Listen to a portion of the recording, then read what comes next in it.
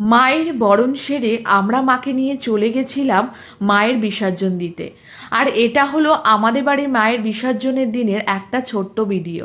প্রত্যেক বছরই কালী পুজোর পরের দিন সন্ধেবেলায় আমরা মায়ের বিসর্জন দিয়ে থাকি, কিন্তু এই বছরটা একটু উল্টো হয়েছে, কারণ এই বছরে পুজোটা পড়েছিল সোমবার আর পুজোর পরের দিন ছিল মঙ্গলবার।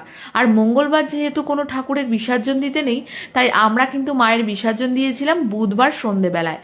মাকে বরণ করে মায়ের মিষ্টি মুখ করিয়ে মাকে মন্দির থেকে নামিয়ে 7 পাক ঘুরিয়ে ভ্যানে করে আমরা সবাই মিলে মাকে নিয়ে চলে গেছিলাম আমাদের বাড়ি থেকে একটু দূরে একটা দিঘিতে।